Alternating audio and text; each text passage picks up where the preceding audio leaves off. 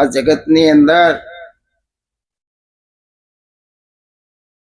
અનેક મહાપુરુષો થઈ ગયા,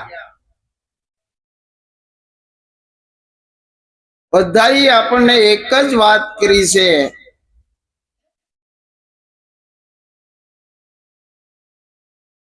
કે પરમાત્મા ને મેળવવા હોય તો શું કરવું પડે. કોઈ એને નામની વાત કરી છે, કોઈ એને વચનની વાત કરી છે,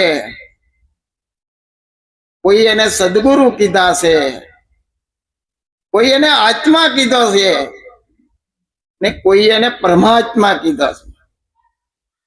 પણ ખરેખર જેવું જેને એને રૂપકમાં જે એને વાતમાં શબ્દો શોભ્યા એવી એને વાત કરી, એવા એને નામ આપ્યા. પણ ખરેખર બધાનો સાર કહેવાનો તો એક જ છે કે ભાઈ તમારા સ્વરૂપની અંદર પાછો વળીને જો તપાસ કરો તો તમારા પોતાની અંદર જે ચેતન તત્વ રમી રહેલું છે એ જ આપણું પોતાનું સ્વરૂપ છે. તો એ સ્વરૂપમાં આપણે જાગૃતિ લાવવાની છે. તો એની જાગૃતિ કઈ રીતે આવે એનો જ બધાએ માર્ગદર્શન આપ્યું છે. કારણ કે સંતો આપણને કહી ગયા છે કે વચન માંથી વચન બોલે બહુ કરે રણુકાર, જંત્રી ભવાની દાસની એને નામનો આધાર. કારણ કે વચન માંથી વચન, તો ખરેખર વચન આપણે શું, પેલા આપણે એ જ જાણવાનું રહે કે વચન એટલે શું. જે આપણે ગાદીની અંદર આપણે જઈએ, જે ગાદીની અંદર આપણને જે 5 પ્રતિજ્ઞા આપે છે, ખરેખર એને વચન કીધું છે. પણ એ જે વચન છે એ બાહરિક વચન છે. એટલે કે છે ને વચન માંથી વચન બોલે. જો આપણને એ 5 પ્રતિજ્ઞા જે આપણને આપી છે એ પ્રતિજ્ઞામાં જો આપણે પરિપૂર્ણ હોઈએ તો આપણું જીવન ધન્ય બને. આપણું જીવન મળ વિક્ષેપ ને આવરણ વગરનું બને. આપણું અંતસ્કરણ શુદ્ધ થાય. જો આપણું જીવન પવિત્ર બને, પછી સંતોએ કીધું છે કે વચન માંથી વચન બોલે. આજે આપણે જે આ પ્રતિજ્ઞા આપી છે અને આપણે બહુવચન કહીએ, એ બહારના વચનો છે. પણ એમાં જો આપણે પરિપૂર્ણ હશું તો પોતાની અંદર જે આપણે ચેતન છે,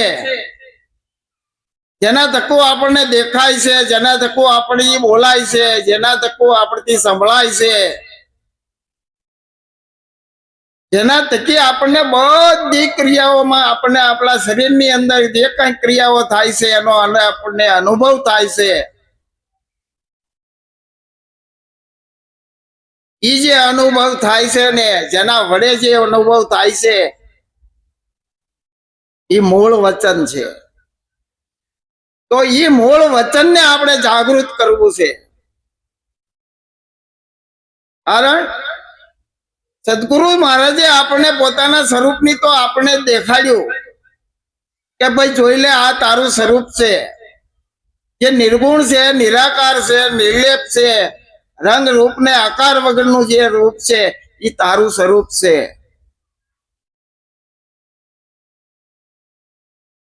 પણ આ સ્વરૂપની અંદર જો આપણે ઈશ્વર મહારાજે ચોખ્ખા શબ્દોમાં આપણને કીધું છે કે આ સ્વરૂપ છે, એનાથી આનંદ કરવો હોય તો આનંદ થશે.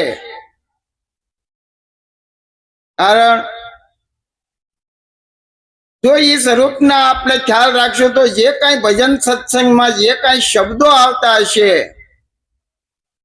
એ શબ્દનો આપણને આનંદ આવશે, પણ એ જે આનંદ છે એ આપણા મનનો આનંદ છે, કારણ કે એ એક ધારો રહેતો નથી. તો એમ આપણને કીધું છે કે તમારે જો અખંડ આનંદ લેવો હોય તો તમારી અંદર જે ચેતન છે એને તમારે જગાડવો પડશે. જ્યાં સુધી પોતાની અંદર રહેલો જે ચેતન જાગશે નહીં ત્યાં સુધી અખંડ આનંદ મળશે નહીં. અને આપણો જે રસ્તો છે એ ખરેખર આપણે નિર્ગુણ નિરાકાર બ્રહ્મ તત્વ જે વ્યાપક પદમાં જે કાર્ય કરી રહેલો છે એમાં એકરૂપ થવા માટેનો આપણો જે રસ્તો છે, આપણને સદગુરુ મહારાજે જે જ્ઞાન આપ્યું છે એ એકરૂપ થવા માટેનું જ્ઞાન આપ્યું છે. તો એકરૂપ થવા માટે પહેલા તો આપણે પોતાનું જીવન બનાવવું પડશે. જ્યાં સુધી પોતાનું જીવન નહીં બને અને બીજાને જ માર્ગદર્શન આપ્યા કરશું તો આમાં બેયના બગડશે. એટલે પોતાનું જીવન બનશે એટલે પોતાનું જે અંતસ્કરણ શુદ્ધ થશે તો આ શબ્દો સમજાશે. બાકી શબ્દો સંતો તો પોકારીને આપણને કહી ગયા છે, શાસ્ત્રો પણ પોકારીને આપણને કહી ગયા છે, અને સત્સંગમાં પણ સંતો આપણને કહે છે, છતાંય આપણને આ યાદ નથી રહેતું. તો આપણી નબળાઈ તો જુઓ. આજે આપણે કાંઈ સત્સંગની વાત થઈને કાલ મૂક્યું તો એમ પૂછીએ કે એ કઈ યાદ નથી, તો પછી આપણે સત્સંગમાં કાયમ જવાનો મતલબ શું? શા માટે આપણને યાદ નથી રહેતું? કારણ કે આપણને જે આમ ગાદીની અંદર પ્રતિજ્ઞા જે આપણને આપી છે એ બધાને એમ જ છે કે આપણે આ કઈ ચોરી નથી કરતા, કઈ દારૂ નથી પીતા, કઈ માંસાહાર નથી ખાતા, પણ ખરેખર એ બધું બહારિક વ્યવહારમાં છે. એ તો સ્વાભાવિક છે, કોઈ સીધા ને સાદા માણસો હોય એ વસ્તુઓ ન કરી શકે, પણ આંતરિક પોતાની અંદર જે છુપી રીતે જે આપણી વ્યવહાર એવો થઈ જાય છે એમાં આપણે ધ્યાન રાખવાનું છે. કારણ કે આપણે કોકનો શબ્દ લઈને તો એ ચોરી છે, કોકને હેરાન કરીને તો એ પણ કોકનું લોહી પીધું ગણાય છે, માંસાહાર એને કહેવાય.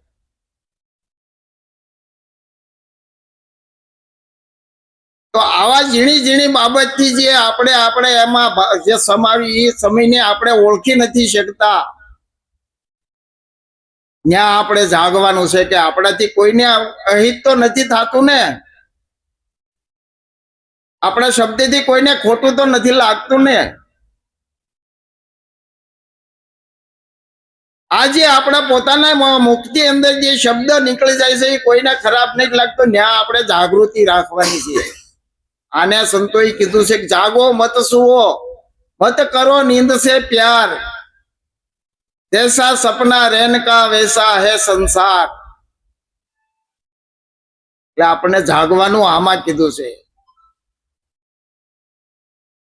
તો એના માટે જે કઈ આપણને આવરણો આવતા હોય, જે કઈ આપણી જેટલી જાગૃતિ થાય ત્યાં સતત જો આપણી જાગૃતિ હશે ને તો આપણામાંથી એવા શબ્દો નહીં નીકળે. જો એવા શબ્દ સતત આપણે ધ્યાન રાખશું તો ધીરે ધીરે આ ટીપે સરોવર ભરાય એવું સંતો કહેશે ને. રોજ તમે એક શબ્દને યાદ રાખો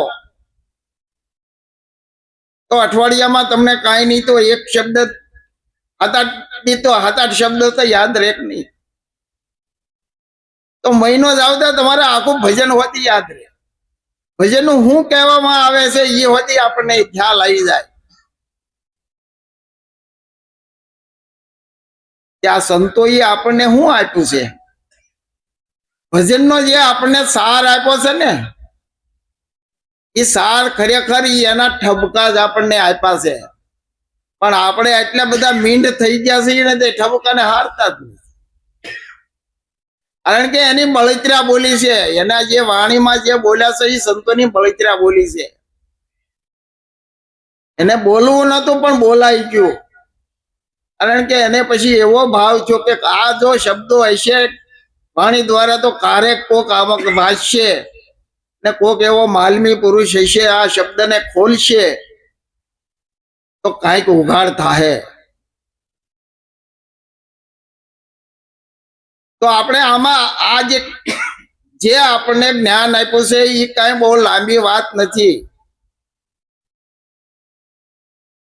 ટૂંકીને ટસ છે કે જેવા તમે જન્મા હતા એ સમયે જેવા હતા એવા 80 વર્ષે કે 85 વર્ષે કે 65 વર્ષે એ સ્થિતિમાં જેવા તમે થઈ જાઓ ને એટલે તમે તમને ઓળખી ગયેલા છો. પણ હવે નાનું બાળક હતું, જન્મ્યું હતું, એને કોઈ ભાન નહોતી એટલે એને કાંઈ યાદ નથી. અને આપણે છે 80 વર્ષે જે એ શબ્દો યાદ નથી રહેતા. કારણ કે નકરો કરવાનો જ અભ્યાસ કર્યો. કાંઈ પણ કરતા કરતા કાંઈક મેળવવાનો જ અભ્યાસ આપણે કર્યો છે. પણ ખરેખર આમાં કાંઈ મેળવવાનું નથી. આ જગતની અંદર જે કાંઈ થઈ રહ્યું છે, આ બધું જે કાંઈ થઈ રહ્યું છે બધું પરમાર્થને અર્થે થાય છે. જો તમે પોતે પોતાની અંદર વિચાર કરો, આપણે આખી જિંદગી મહેનત કરીએ તો કોના માટે કરીએ છીએ? આપણા બાળ બચ્ચા માટે, આપણા પરિવાર માટે, પણ મૂળ તો બીજા માટે ને. હવે લોભીઓ માણસ લોભ કરીને ભેગું કરે છે, કોને હાટું કરે છે? એ વાપરવાની જ રહેતો હોય, બીજા હાટું ભેગું કરે છે. એને પછી ખબર છે આ બધું મૂકીને જવાનું છે, છતાંય મૂકી નથી શકતો, પણ એ બીજા હાટું જ કર્યું ને ભેગું. એવી રીતે આ ઝાડ પાન પશુ પંખી આ બધા પરમાર્થને અર્થે બધા કામ કરે છે. એને કોઈ સ્વાર્થ નથી. અને મનુષ્યને સ્વાર્થ છે એટલે જ કર્મમાં બંધાય છે. કારણ કે પૈસા એને ખબર છે કે આપણે જે કાંઈ મૂડી મિલકત જે કાંઈ ભેગી કરીશું આપણે હારી કાંઈ નથી લઈ જવાના. પણ એને શું છે મારી પાછલી જિંદગીની અંદર મોડી હશે તો મારા છોકરાઓ મને કાંઈક સેવા કરશે, આ એને આશા છે. પણ એ તો તમારા જેવા કરેલા હશે ને એવા જ આપણે ભોગવવાના છે. એક ખાસ યાદ રાખવાનું. એટલે આપણને સંતો કહે છે કે ભાઈ પાછા વળીને ધવો. કદાચ અત્યારે તમને સુખ હોય અથવા દુઃખ હોય, પણ હાલની પરિસ્થિતિમાં આપણે કેવું કાર્ય કરી છીએ એનો ખ્યાલ રાખો. હાલનું જીવન આપણું પવિત્ર હશે તો એ જે આપણા સત્કર્મો જે હશે ને એ સત્કર્મો આપણને ભવિષ્યમાં ક્યારેક કામ આવશે. એટલે સંતો આપણને એમ જ કહે છે કે ભાઈ તમારું કર્મ સુધારો. જ્યાં સુધી કર્મ નહીં સુધરે ત્યાં સુધી આપણે આ જન્મના ફેરામાં ફર્યા જ રહેવાનું છે.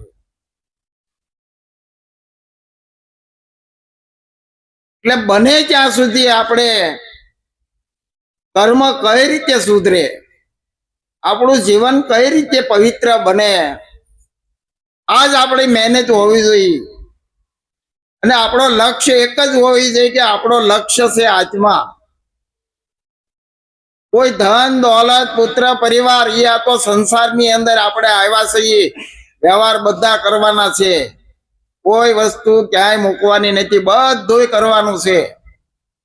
પણ લક્ષ્ય એક પરમાત્મામાં રાખવાનું છે. કે વાલા તારી દયાથી આ બધું થાય છે, મારી કોઈ એવી સત્તા નથી કે હું અહીંથી એક પગલું હેઠો ભરી ઉતરીને હાલી શકું. આ બધી પરમાત્માની દયાથી આપણે આ સત્સંગમાં ભેગા થઈ છે ને, એ પણ એની દયાથી જ થાય છે. નકર તો કાંઈક ને કાંઈક આવરણ આવી જ જાય. મારે આ તો આવું જ તું ભજનમાં, પણ ફલાણું કામ આવી ગયું ને, આ તો કે ફલાણા મહેમાન આવી ગયા ને એટલે ન આવવાનું. પણ જો લક્ષ્ય હોય ને, સવારથી આપણને નક્કી હોય કે જે બે આજના ભજન છે અને મારે ભજનમાં બને ત્યાં સુધી જવું છે, એવું જો આપણનું લક્ષ્ય હોય ને, તો પરમાત્મા એ આપણું લક્ષ્ય પાર પાડે છે. કારણ કે એ વચ્ચેનો રસ્તો કાઢે. આજે કામ જો આપણે હાંજ વધીમાં ન થતું હોય ને, એવું કામ કદાચ થઈ હોતી જાય, અને ન થાય તો એમ થાય કે એ કામ હવે કાલ કરીશું, એમ રાહત આપી દે. પણ ભજન આવવાનો રસ્તો મળી જાય. પણ આપણે જ કાન ઢીલા હોય ને, ભાઈ હાંજે નવરા થાહો જાહો નકર ભજન તો કરવા જ છે ને. પછી આમ ઢીલા શું હોય ને, તો એને કાંઈક નું કાંઈક આવરણ નડે.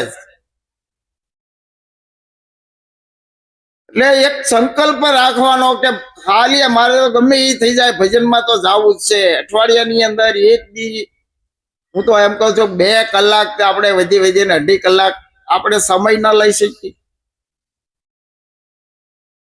હવે એમાં આપણે એમ કઈક મહારાજ ને શું થતું છે, ગમે ત્યાં તમે બધા ગમે ત્યાં મહારાજ ને આમંત્રણ આપો, મહારાજ ને હાજરી આપી, એનો ધંધો આંકવો, અને પાછા ભજનમાં બધાની પહેલા હાજરી આપી. પણ ખરેખર આપણી ફરજ તો તમે જુઓ, ભજનમાં મહારાજ ને આવીને બધું તૈયાર કરવું પડે ને, આપણે બધા તૈયાર માંથી આવીને બેસી જઈએ. એટલો તો આપણે વિચાર કરવો ને, આમાં નાના નાના જુવાનડા કેટલા છે. હવે મારી જવાના તો કઈ ટેપ ની ખબર પડે નહીં, માઇક ની શું કરવું, હું આવીને કરું. પણ આવડે એ જો થોડાક વહેલા આવતા હોય ને, તો આ બધી તૈયારી થાય. અને પાછા 11:30 થાય ત્યાં બધા ઘડિયાળ જોવા માંડે. વાણી પાછી બધાને ગાય, નો વાણી દઈએ એમ થાય ભાઈ અમે વાણી ન દઈએ શું આવું, એમ થાય. આપણે તો બધાને સમતોલ રાખવા તો સમય તો થોડોક આપવો પડે ને. ખરેખર આપણે આ નબળાઈ છે, સમજ્યા.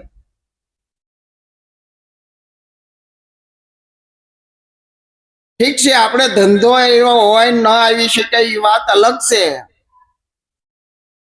પણ હવે 7 વાગ્યા કામે જ છૂટા થઈ ગયા હોય, 9 વાગ્યા તમે ભજનમાં ના આવી શકે.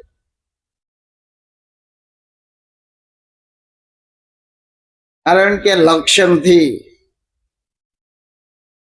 લક્ષ્ય હોય ને, તો માણસ આવે જ, ટાઈમે હાજર જ થાય.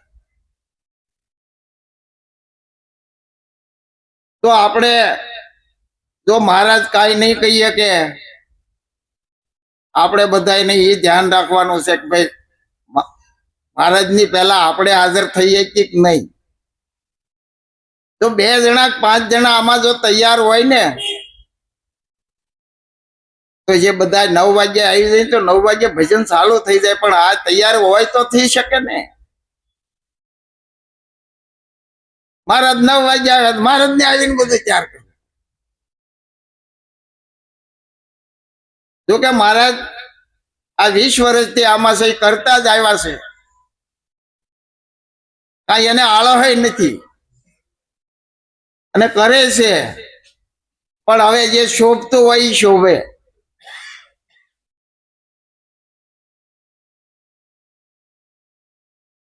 એટલે ખરેખર આ થોડુંક ધ્યાન આપો ને, તો ખરેખર આપણું મંડળ સજાગ જ છે, તૈયાર જ છે. બધું કોઈને આળસ એવી વાત નથી, કાઢી કરે જ છે. કોઈ પણ ને કામ સીધો એ બધા કામ કરે જ છે, પણ વહેલા મોડા આવ્યા પછી કરે.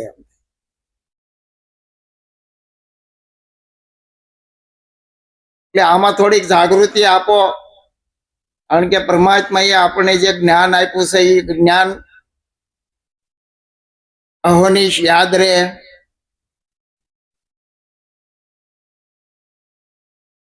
આપણું લક્ષ્ય છે તો યાદ રહે. એમાં બધાને આપણું લક્ષ્ય એક જ હોવું જોઈએ કે આપણે જે કાંઈ કરીએ છીએ ગુરુ મહારાજના વાડીમાં મજૂરી કરીએ છીએ, અને આપણી પાસેથી તન મન ધન ગુરુ મહારાજે લીધું છે ને, પણ પાછું આપ્યું છે ને આ તો હાજર નથી. નકર એમ કે કઈ તમારા કરીને બેઠા છો, હાલો આમ. તો આપણે ઈશ્વર મહારાજ શાણા હતા ને ઠંડા હતા ને, એટલે કાઈ ન બોલતા. નકર તો એમ કે છે કે ભાઈ હામું જોવે ને ત્યાં બધા દોડવા મળતા, એવા મહારાજ થઈ ગયા. એટલે આજે આપણે જે મહારાજ નથી કહેતા, આપણે મહારાજ એવા જ છે, કહેતા નથી. પણ થોડીક હવે સાંજમાં સમજી જાઓ, થોડોક વહેલા આવો, અને આપણે ટાઈમે તો ભજન પૂરું થાય. આથી વિશેષ કદાચ કોકને ખોટું લાગ્યું હોય તો આ દાસને દાસ ગણીને માફ કરજો. બોલવું નતું છતાં બોલાઈ જાય. બોલો સદગુરુ.